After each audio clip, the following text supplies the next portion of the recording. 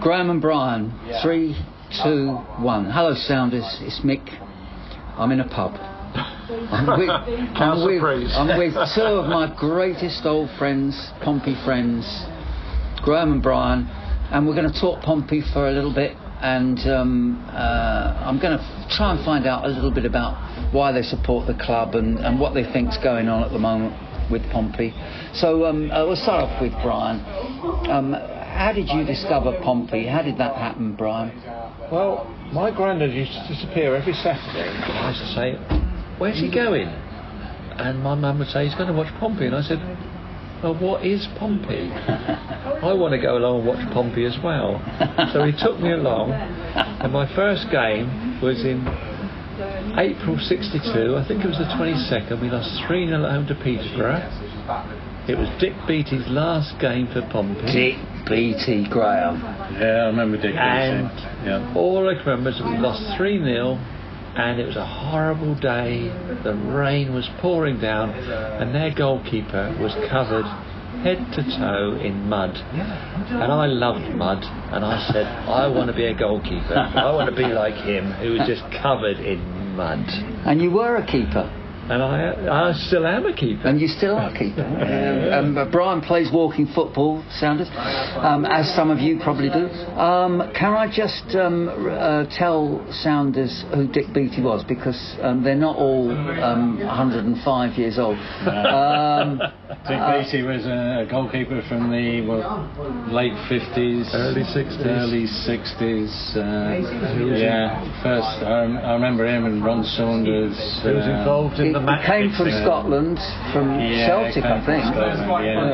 And I came down from Lancashire when I was about 8 and 9, around about 59, 60. Friend of the family, when we moved down, took me down to Portsmouth. That's how I started watching them, and been watching them ever since. It's been fantastic. Ups and downs along the way, and been a great journey. First games I remember, were in that with Rod Saunders and Dick Beattie and people like that. I've thought of a good question to ask you, Graham. Yeah. What was it that made you fall in love, if I can say that, with Pompey? What was it that did that to you? Well,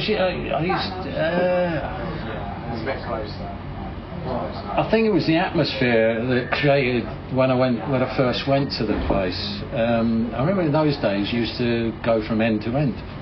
It's nothing like it was today. You go behind one goal.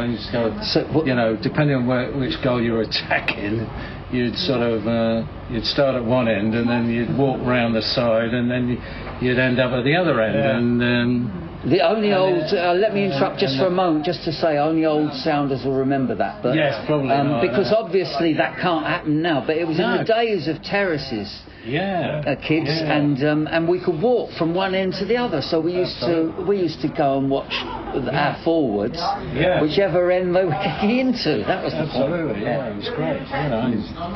And the atmosphere of the ground's always been fantastic. Still fantastic, always has been. And once you get the bug stays, so to speak. And anything to add to that, Brian, about the way that you fall for Pompey as a supporter? Well, once you start, that's it. You're stuck. It's in the blood. It's in the blood. You can't. I thought this is my 64th year now, the season ticket holder, and I'll be a season ticket holder until I peg it, basically. And we all will. Just a reminder, Sounders, if you can hear extraneous noise, it's because we're in a pub, and it's nice for us and it's easy to talk, but there are quite a lot of noisy people around us, so we're sorry about that. How do you feel about the state of Pompey these days? Over a long period that you've been following Pompey, how do you feel their position these days? I think we're at possibly the soundest point we've ever been. I think the Eisners have been brilliant, the way they've come in. They've concentrated on getting the ground up to scratch, so that we've now got in excess of 20,000 capacity, whereas the way it was falling to pieces.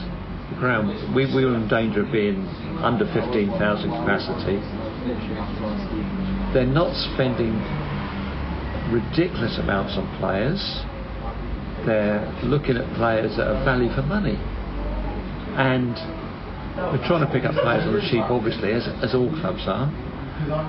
And I can see nothing but positivity in the future. I think there might be another season of struggle coming up, because I still think we've had one season of struggle in this division. I think this might be another season of struggle, but I still think we're gradually building, and in years to come, hopefully, I still think we've got the best manager in the division.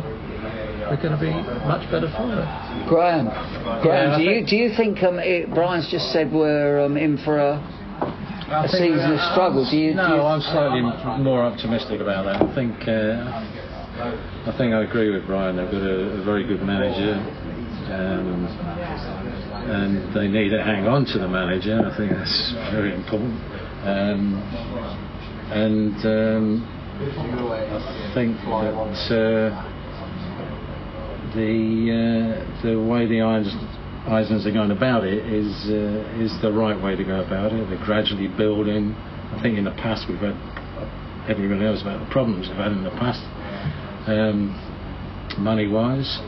So I think they have to do things on a gradual basis, and I think that's what they're doing. They seem to have quite a good scouting system in terms of the people that they get into the club. I think it's on an upward curve. So I think they'll improve. I'm not sure they'll be good enough for the playoffs this year. Maybe not, depending on still a bit of window to go, so they might get one or two players in.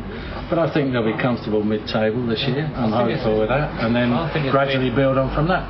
I think it's been a harder division this year than last year. Yeah, absolutely. That's why I think we still might be in the bottom 6, 7. How do you feel about the strengthening that we've gone about so far? Because it's been a bit slow. Yeah, it has been slow. I mean, I think they're unproven. I think that's the thing. We don't know much about them, apart from Swift. We don't know how they'll adapt to the championship. So we have to wait and see. I think. It's mainly midfield we've strengthened at the moment, isn't it? Yeah. Big time, really. Three new midfield players. Where else do you think we need acquisitions? We need back up to Colby, don't we? We definitely need, if anything happened to Colby, we'd be struggling for goals. So I think we need some sort of backup there. I hope they keep the likes of Pack. I would like to Richie to stay as well, personally, but Pack I think is important these days, even if he doesn't play all the time. I think he's going to be quite an important player still this season. Brian, can I interrupt and just ask you why you think that any self-respecting striker is going to come to Pompey when Colby Bishop's really rules the roost? Well, I can't really see anybody coming to play second fiddle to him.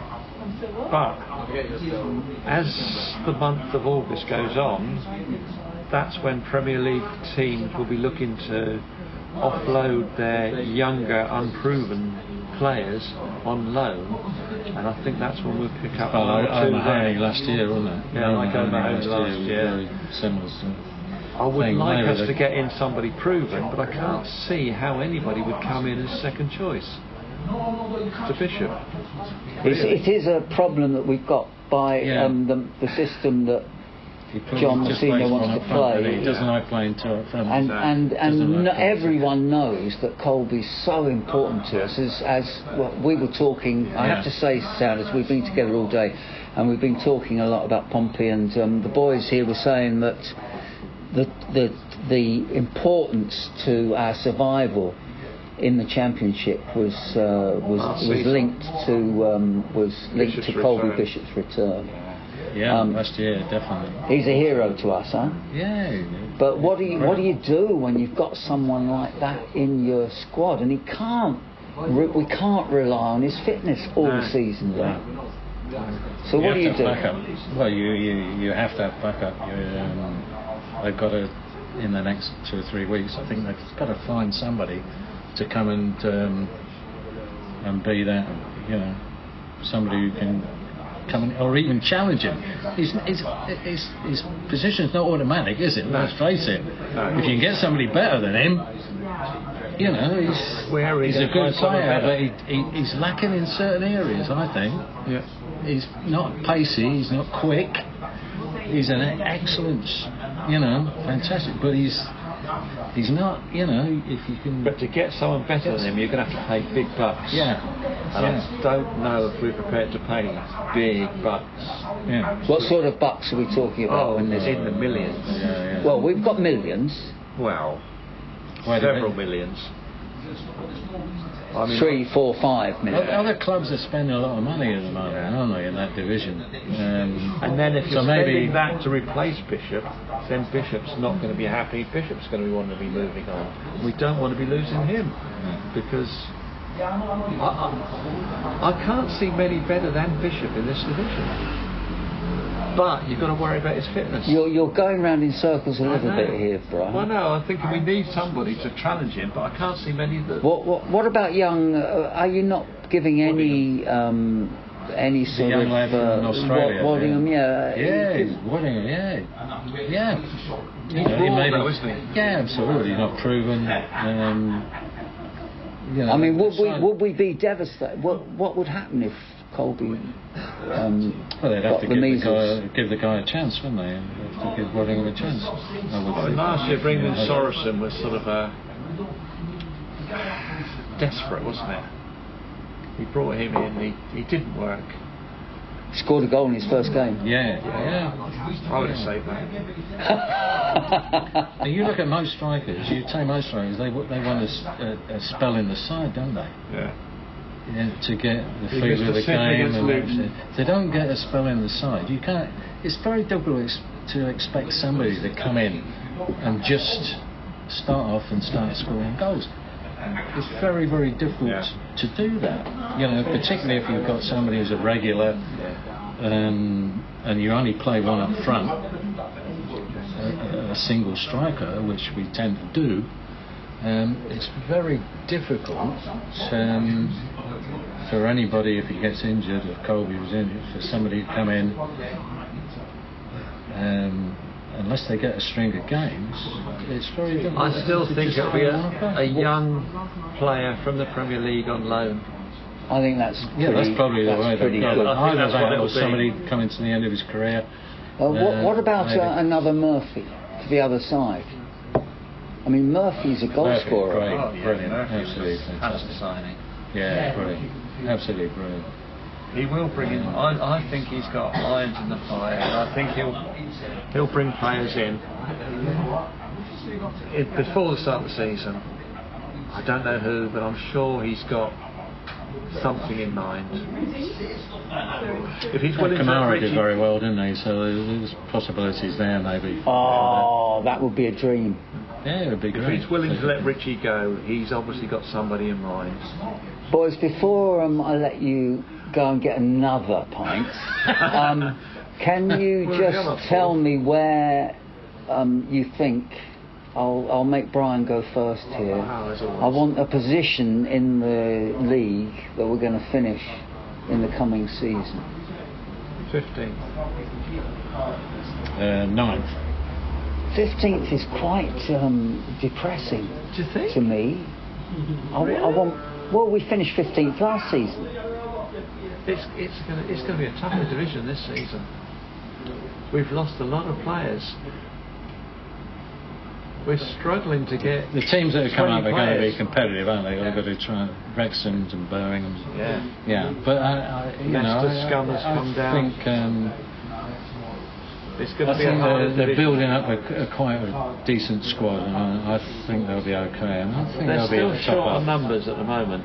Yeah, but I think they'll get one or two. We need numbers in the next 6 places between you. I mean, that's quite interesting. That's quite a significant amount of places. But it's, I mean, I'd settle for 15th.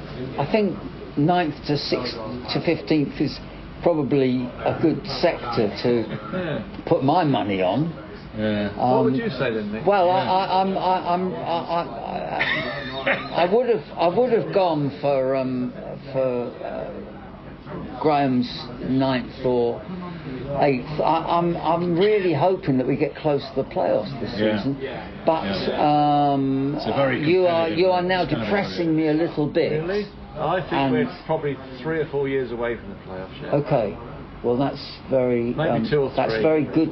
That's very sensible of you to give us that sort of prospect, because we all Sounders, we all get a bit optimistic at this side. I think this time in the season we all get a bit hopeful, and maybe we're over-hopeful. Gradually. Yeah. Gradually. It's gradual. Yeah. It's all gradual. Yeah. Thank you both of you. Thank you both of you for joining Pompey Sound. Thank you. Absolute pleasure. Cheers, mate.